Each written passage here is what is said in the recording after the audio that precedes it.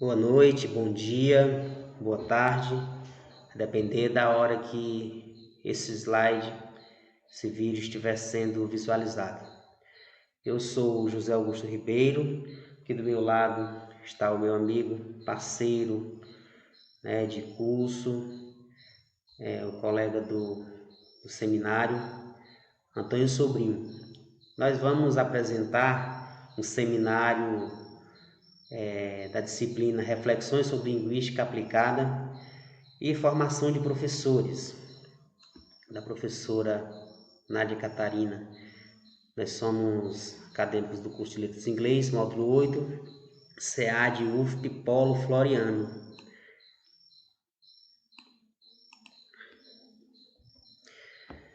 Para começar, nós vamos falar sobre método de leitura. Dentro dos subtópicos, nós temos quem criou o método, com abordagem, que método e abordagem têm os mesmos significados.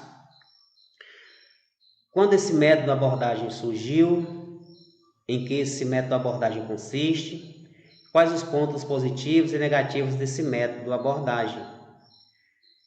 Como todos os métodos, o método de leitura também tem os seus pontos positivos e os seus pontos negativos. A seguir, nós veremos no próximo slide quem criou o método de abordagem. Fazendo uma breve pesquisa, nós descobrimos que, de acordo com a Graine e Lianazari, 2011, a abordagem de leitura, o método de leitura, foi inicialmente desenvolvido para alunos de inglês da Índia e para alunos de francês ou alemão nos Estados Unidos da América, que não tem tempo para dominar o uso ativo ou oral da língua. Também foi defendido na Inglaterra para alunos com capacidade inferior de aprendizagem de línguas. Então, esse método, ele parece ser bem interessante. A seguir, nós veremos as suas peculiaridades para o uso ativo oral da língua. A abordagem de leitura é como um método de tradução de gramática, pois ele enfatiza apenas a habilidade de escrita. A gramática é necessária para a compreensão de leitura e fluência é ensinada, ou seja, ele ensina na parte gramatical algo que é necessário para ele aprender e ele praticar a leitura. Ela foi uma abordagem muito flexível no que diz respeito ao ensino, porque trabalhava apenas um método de leitura. Então, é uma abordagem mais direcionada basicamente a dois ensinamentos, que é a leitura e a aprendizagem dos sons da fala, que para o aluno ler, ele teria que conhecer os sons das letras. Então, a abordagem de leitura era uma abordagem que simplificava mais de respeito ao ensino. No nosso próximo slide, temos aqui quando esse método de abordagem surgiu. Aí diz que o método de leitura surgiu a partir de 1920, antes mesmo do surgimento dos linguistas aplicados. Está relacionado ao contexto sociopolítico dos Estados Unidos na década de 40, onde nós já estudamos que a década de 40 foi uma década bem difícil, nos Estados Unidos, pois devido à guerra, que foi de 1939 a 1945, precisava-se com urgência de pessoas falantes, falantes da língua. E aí, por conta disso, o governo americano ele contratou linguistas, em caráter de urgência, para desenvolver cursos voltados ao ensino de língua estrangeira. Pois imagine num campo de batalha onde os próprios aliados não conseguiam falar a própria língua, pois na guerra não é só, ou nos Estados Unidos não é só americanos, Existem várias outras nacionalidades e por isso eles precisam se comunicar. E também para saber o que o inimigo está planejando, tem que ter o mensageiro, digamos assim, e tantas outras coisas. Então esse método ele surgiu bem no quente, mesmo na década de 40, com esse fim, de formar falantes da língua estrangeira. Aí não era especificamente o inglês, né? Porque como ela surgiu nessa 1920, ela era proposta para os países que tinham necessidade de aprender uma outra língua. E a gente traz, às vezes, apenas para o ensino da língua inglesa, mas não era. Também tinha o francês que utilizava esse método de ensino para poder facilitar o aprendizado. Era o método do momento, né? Esse método ele já surgiu a partir do método da gramática e tradução. Daí a gente entende que ele já tinha mais vantagem em relação ao método de tradução. No próximo slide, em que esse método de abordagem consiste, aqui já temos praticamente a resposta, né? O objetivo principal do método de abordagem de leitura era, obviamente, desenvolver a habilidade de leitura. Para isso, procurava-se criar o máximo de condições que procriassem a leitura, tanto dentro como fora da sala de aula. Só que nas primeiras lições eram cuidadosamente controladas, uma média de 6 palavras novas por página, baseadas em estatística de frequência. Quando a gente pensa nisso, a gente pensa, mas isso é positivo ou isso é negativo? Imagine você um livro de 100 páginas, onde no final o aluno vai conseguir aprender no máximo, 600 páginas, levando em consideração 6 palavras, quer dizer. 6 palavras por página são 600 palavras no final, que com 600 palavras não dá para se falar praticamente nada. Mas levando em consideração que a pessoa pegou do zero, já é alguma coisa, né? Eu entendo que eram apenas 6 palavras, porque, voltando à história novamente, que os estudantes teriam que conhecer os sons das palavras, das letras. Eu acho que ele voltava com um estudo mais minucioso nessa questão aí de fazer com que o aluno conhecesse a pronúncia das palavras. Daí então ele poderia ler, conhecendo antes os sons das palavras, das letras no caso. No próximo slide, nós temos os pontos positivos e os pontos negativos do método de abordagem, desse método de leitura, pois como todo método, né, existem os pontos positivos e existem os pontos negativos. Até hoje mesmo, a gente, como acadêmico, né, que somos do 8º período do curso de Letras Inglês, se for para colocarmos aqui os pontos positivos e os pontos negativos, eles existirão. Em tudo que você imaginar, existem pontos positivos e pontos negativos.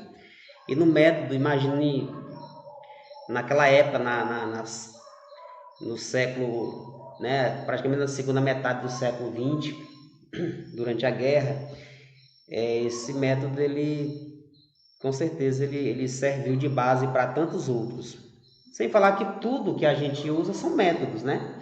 São as metodologias, já está dizendo, vem de métodos. Então, nessa abordagem de leitura, os alunos podem saber muito vocabulário porque precisam ler a passagem. E os alunos concentram-se no que estão estudando porque aprendem apenas a gramática. Tem até a questão que o aluno ele estuda mais a cultura, a política do país, da língua que ele está buscando. Um aluno americano estudando português, ele vai estudar a história do Brasil, ele vai estudar a política, a ciência e tudo em relação à cultura do país da língua-alvo. E algo interessante também é que o professor, nesse método de leitura, o professor não existe conhecimento profundo do professor, por parte do professor, porque ele não precisa compor as frases e perguntas, pois estas partem já pré-prontas do livro didático. Aí é aquela questão que a gente já havia comentado em off, da importância nata do livro didático, né? Trazendo aqui para os nossos dias atuais, aprendizes de letras em inglês, a leitura é que nos faz ter o conhecimento da língua, e a leitura nesse ponto nosso é muito importante porque ela vai propiciar o contato com a leitura, com as palavras, vai propiciar uma aprendizagem mais significativa. Então é o caso que a gente tem que estar mais lendo, estudando e conhecendo. No momento que eu pego para ler no material de estudo, eu vou conhecer mais, vou aprender mais palavras. Com certeza. Leitura no ensino de línguas estrangeiras é muito importante. Certeza. Temos, vamos ver agora o próximo slide, que fala sobre os pontos negativos, né? Como todos os métodos, a gente já falou, ele existe também os seus pontos negativos. E aí a abordagem de leitura também tem suas limitações. Uma vez que não é um único método de ensino que é categorizado como o melhor, com base em algumas considerações, tais como o currículo, a motivação dos alunos, limitação financeira, número de alunos. Uma vez que a abordagem de leitura se concentra apenas na habilidade de escrita, esta abordagem carece de habilidade da fala. E a abordagem de leitura é opressiva, porque os vocabulários e a prática são controlados. E esse controle ele parte lá do que a gente viu anteriormente sobre a questão das 6 palavras, né? Nesse método, eles controlavam para que fosse apenas 6 palavras por página. Uma página com tantas palavras, você só tem direito a escolher, a aprender 6 palavras, isso no máximo. O que favorece aos alunos que têm maior habilidade com a língua materna, porque isso influencia, e aqueles alunos que têm aquela dificuldade da leitura na própria língua, com certeza ele vai ficar muito atrás. Então, é um ponto negativo, porque acaba favorecendo mais aos que já têm habilidade de leitura e deixando para trás, rotulando como incapazes aqueles que têm pouca habilidade de leitura. Não é isso, meu amigo? É verdade. Controla os estudantes e não os torna aprendizes autônomos, por exemplo. Ele não busca, ele é levado a aprender só o que lhe é direcionado.